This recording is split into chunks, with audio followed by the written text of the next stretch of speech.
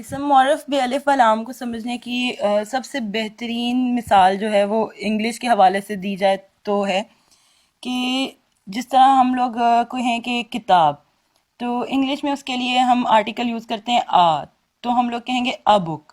ٹھیک ہے، تو اگر ہم لوگ کسی خاص کتاب کے بارے میں بات کر رہے ہوں تو ہم اس کے لیے دا بک یوز کرتے ہیں. تو اسی طرح سے عام طور پر بچوں کی جو سٹوریز ہوتی ہیں اس میں شروع ہو رہا ہوتا ہے جس طرح سے دیر واز اے بوائے. اس میں کسی بھی لڑکے کی بات ہو رہی ہوتی ہے کہ اے بوائے یعنی کہ کوئی بھی لڑکا جو اس کا ذکر شروع کیا ہے ابھی انہوں نے.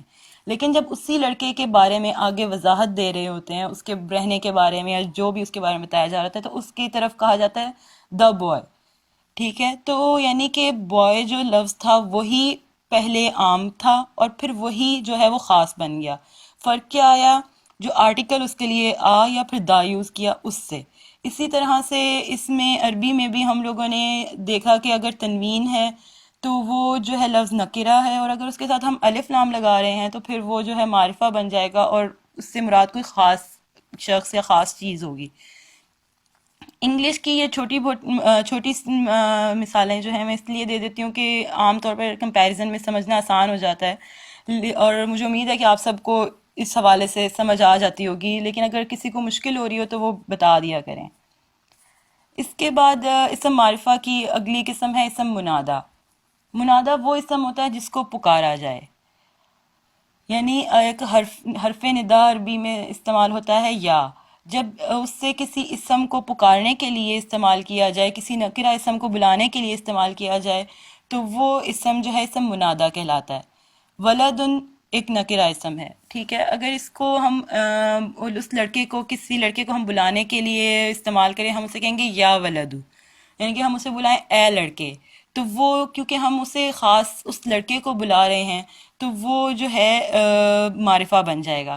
اور پھر جب یا اس نکرہ اسم کے ساتھ لگے گا تو اس میں بھی اس کی تنوین چلی جائے گی، کیونکہ اس کا مقصد کیا ہے کہ وہ خاص ہو رہا ہے، وہ اب عام نہیں رہا. یعنی کہ کسی نکرہ اسم کو جب آپ بلا رہے ہیں تو وہ معرفہ بن جاتا ہے. ٹھیک ہے، تو اس طرح سے ولدو جو ہے وہ لڑکا کے لیے استعمال ہوگا، اور یا ولدو جو ہے وہ ہو جائے گا اے لڑکے. رجلن جو ہے وہ آدمی، اور یا رجلن جو ہے اے آدمی. آخری قسم اسم معرفہ کی اسم مضاف ہے.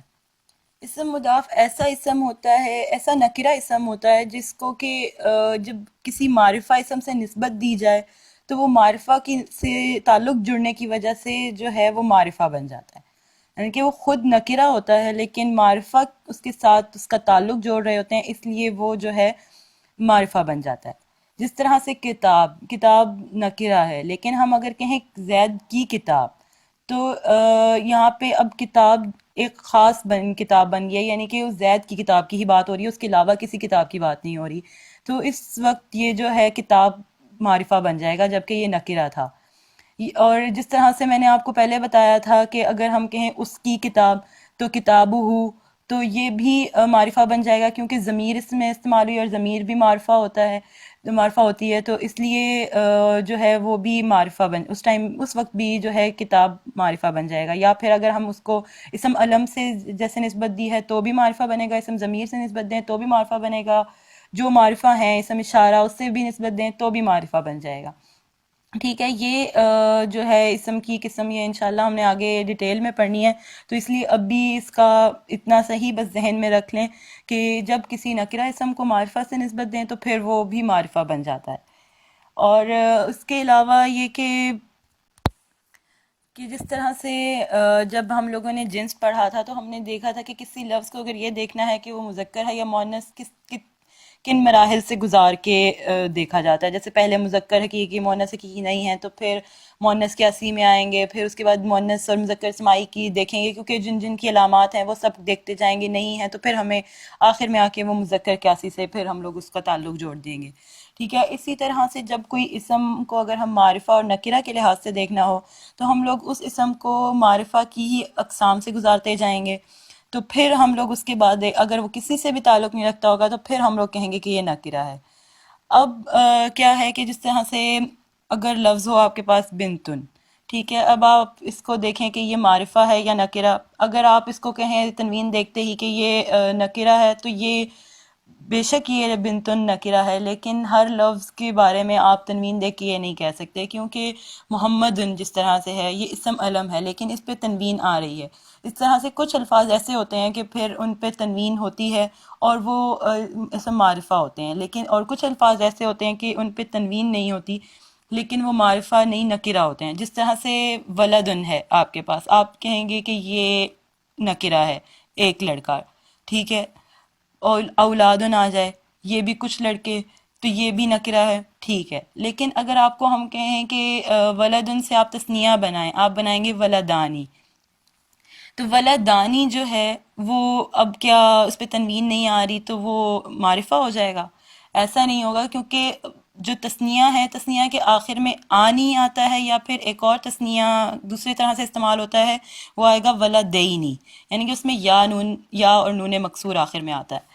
تو ولدانی یا ولدینی ہی تثنیہ کے لیے آئیں گے. تو اب اس میں آپ نے تثنیہ میں کس طرح سے پہچان کرنی ہے کہ اگر تو تثنیہ کے الفاظ لفظ کے ساتھ الف لام ہے تو پھر وہ معرفہ ہے، اور اگر اس کے ساتھ الف لام نہیں ہے تو پھر وہ نکرہ ہے. یعنی کہ اگر صرف ولدانی ہے تو اس کا مطلب ہے کہ وہ نکرہ ہے، اور اگر الولدانی آ جائے تو پھر وہ معرفہ ہوگا. ٹھیک ہے. اور جو جس طرح سے انالائز کرنا ہے وہ کیا کہ بنتن ہے، آپ بنتن کو دیکھیں یہ اسم علم سے تعلق رکھتا ہے، نہیں ایسا نہیں ہے. ٹھیک ہے، کیونکہ یہ کسی بھی لڑکی کے بارے میں کہا جا رہا ہے. پھر اسم اشارہ میں سے ہے، اسم اشارہ کے چند مخصوص الفاظ ہیں، ان میں سے بھی نہیں ہے. اسم ضمیر، اس کے بھی چند الفاظ ہیں، ان میں سے نہیں ہے. اسم موصول، وہ الفاظ بھی نہیں ہیں. تو پھر اگر اسم معرف بالالف لام ہے تو اس کے ساتھ الف لام ہونا چاہیے تھا، یعنی کہ وہ بھی نہیں ہے. تو اسم منادہ اور اسم مضاف میں تو آ ہی ڈفرینٹ جاتا ہے، کیونکہ اسم منادہ میں تو آپ کو یا اس کے ساتھ کوئی حرف ندا ملے گا، اور اسم مضاف میں اس کی نسبت کسی اور کی طرف ہو رہی ہوگی. ٹھیک ہے. تو یہ صرف ایک ہی لفظ ہے، تو اس کا مطلب ہے کہ یہ ان دونوں سے تو ویسے ہی تعلق نہیں ہے. تو پھر یہ آ کے جب معرفہ کی ساری اقسام ختم ہو گئی تو اس کا مطلب ہے کہ یہ نکرہ سے تعلق رکھتا ہے. اس لیے کوئی بھی اسم ہو تو اس کو پہلے انالائز کریں، سب اقسام میں سے دیکھیں، پھر آپ آخر نتیجے تک پہنچیں گے کہ یہ کیا ہے اور کیا نہیں. کچھ چھوٹی باتیں رہ گئی ہیں اور بتانی، لیکن لاسٹ ٹائم بھی کافی اسٹوڈنٹس کو لیکچر لمبا لگ رہا تھا، تو آج بھی میرے خیال سے لمبا ہو گیا. تو اس وجہ سے انشاءاللہ وہ اگلے لیسن سے پہلے بتا دوں گی. زیادہ نہیں ہے، بس ایک دو باتیں رہ گئی ہیں، تو وہ انشاءاللہ پھر آئندہ صحیح. السلام علیکم.